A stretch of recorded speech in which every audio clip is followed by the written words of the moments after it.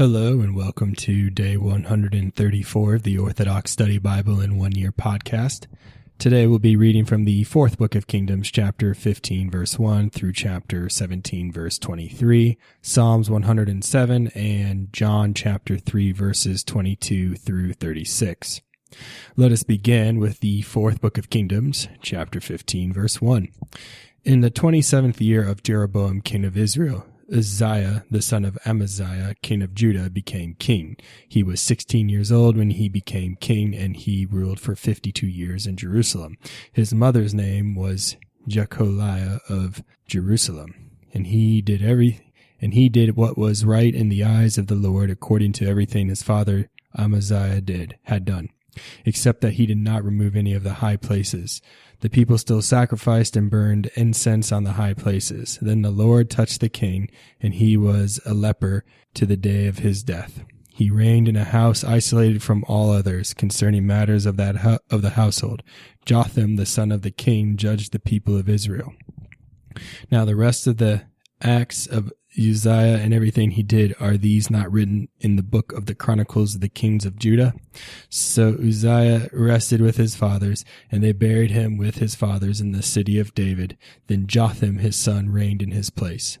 In the 38th year of Uzziah king of Judah, Zechariah the son of Jeroboam ruled over Israel in Samaria for 6 months. And he did evil in the eyes of the Lord, as his fathers had done. He did not depart from the sins of Jeroboam the son of Nebat, who led Israel to sin. Then Shallum the son of Jabesh and Keblam conspired against him. They struck and killed him, and Shallum ruled in his place. Now the rest of the acts of Zechariah, indeed they are written in the book of the Chronicles of the Kings of Israel. This was the word of the Lord which he spoke to Jehu, saying, Your son shall sit on the throne of Israel to the 4th generation. And so it was. Shallum the son of Jabesh became king in the 39th year of Uzziah king of Judah, and Shallum ruled for a month in Samaria. For Menahem the son of Gadi went up from Tirzah and came to Samaria. He struck Shallum the son of Jabesh in Samaria and killed him. Now the rest of the acts of Shallum and the conspiracy he led, indeed they are written in the book of the Chronicles of the Kings of Israel.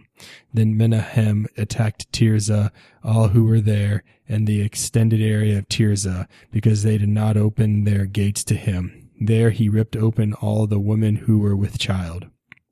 In the 39th year of Azariah, king of Judah, Menahem the son of Gadi became king over Israel and ruled for 10 years in Samaria. And he did evil in the eyes of the Lord. He did not depart from all the sins of Jeroboam the son of Nebat, who had made Israel sin. In his days Pul, king of Assyria, came against the land, and Menahem gave Pul 1,000 talents of silver, so his hand would be with him. This money Menahem exacted from Israel, 50 shekels of silver each from all the very wealthy, as tribute to the king of Assyria.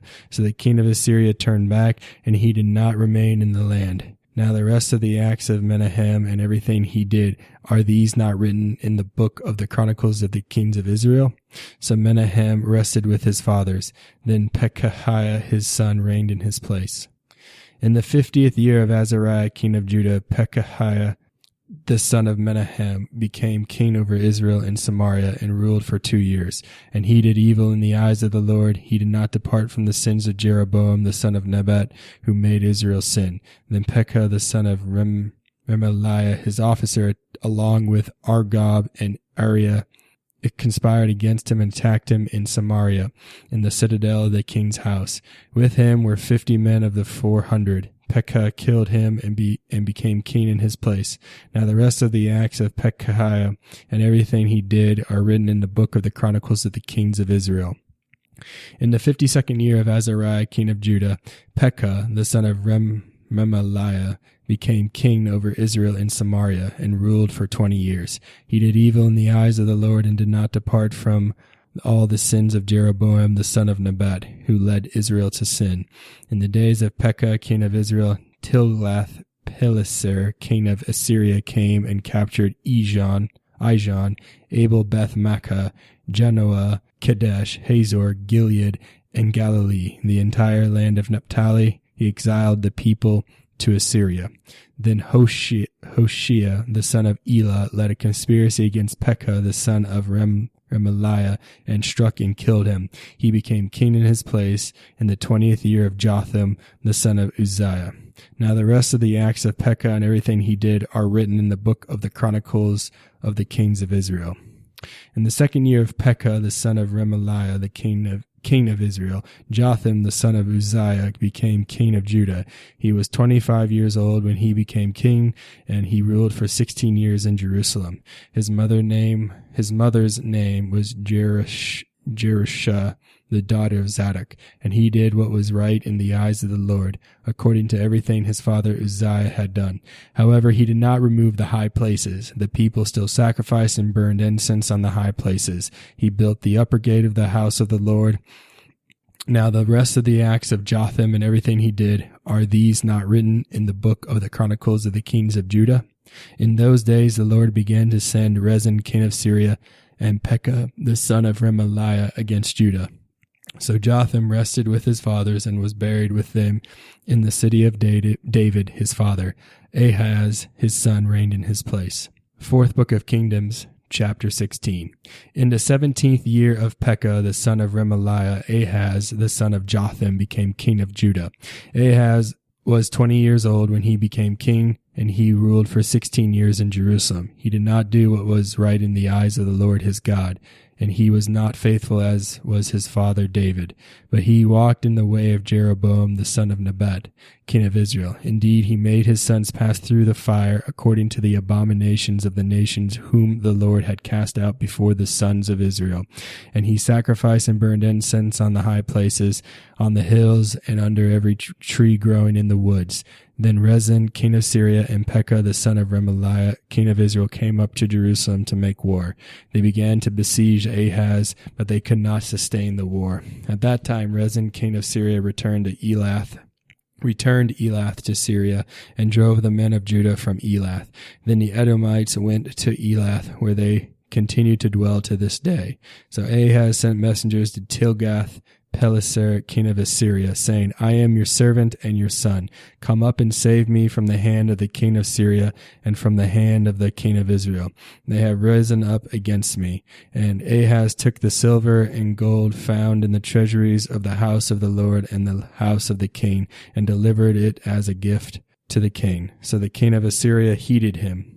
And he went up against Damascus and took it. He removed the inhabitants and killed Rezin.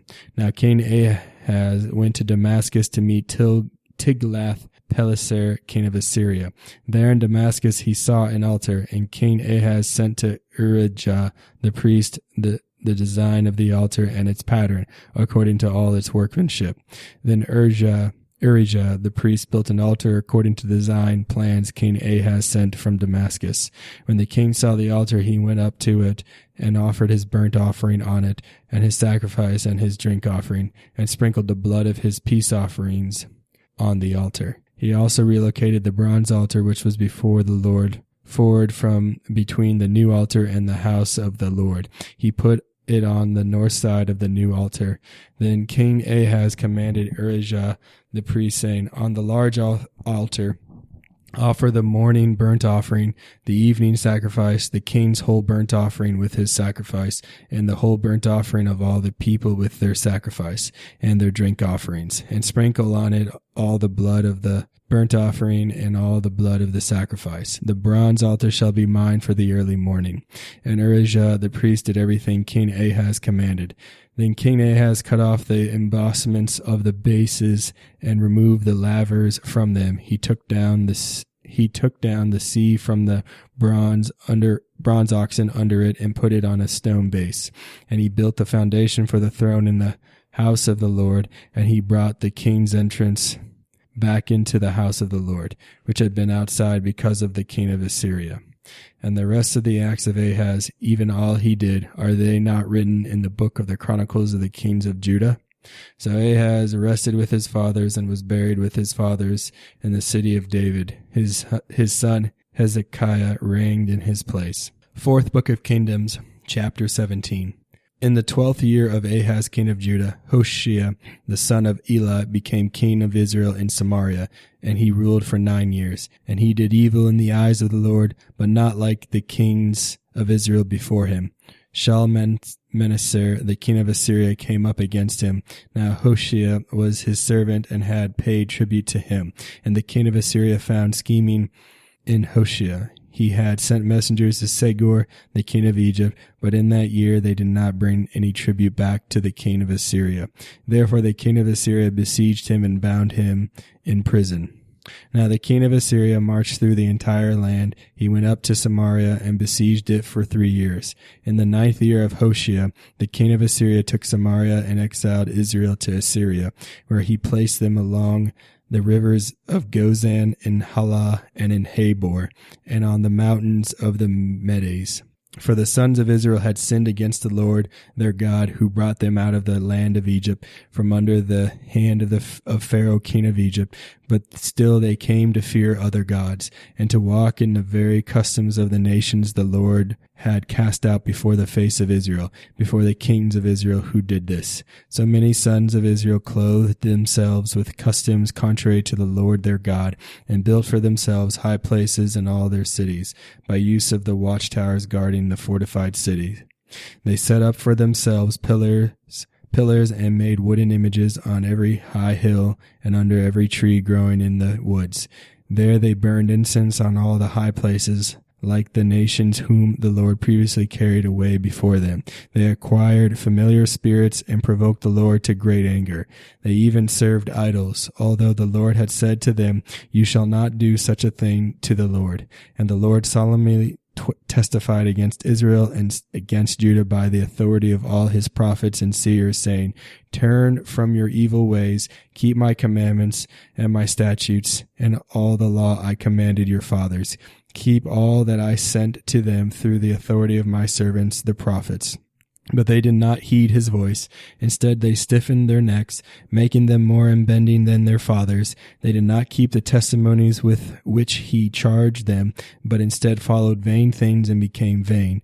They followed the nations around them in the very things the Lord commanded them not to do. So they left all the commandments of the Lord their God, and instead made for themselves a molten image, 2 heifers, and they made a wooden image and worshipped all the host of heaven and served Baal. They caused their sons and daughters to pass through this test of fire. They consulted oracles and divined from the cries of birds, and they even sold themselves to do evil in the sight of the Lord to provoke him to anger. Thus the Lord became exceedingly angry with Israel, and he removed them from his presence. There was none left, except only for the tribe of Judah alone. But no, not even Judah kept the commandments of the Lord their God. Instead, they walked according to the customs and traditions Israel had made.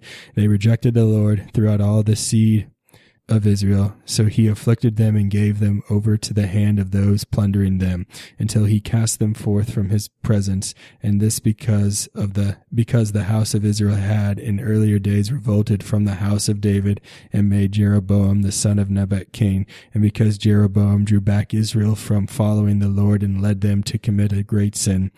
And only because the sons of Israel walked in all the sins which Jeroboam committed, and did not depart from it, until the Lord removed Israel from his presence, as he spoke by all his servants to the prophets. So therefore Israel was exiled from their own land into Assyria until this day. Psalms 107. The Ode of a Psalm by David. My heart is ready, O God, my heart is ready. I will sing and give praise in my glory.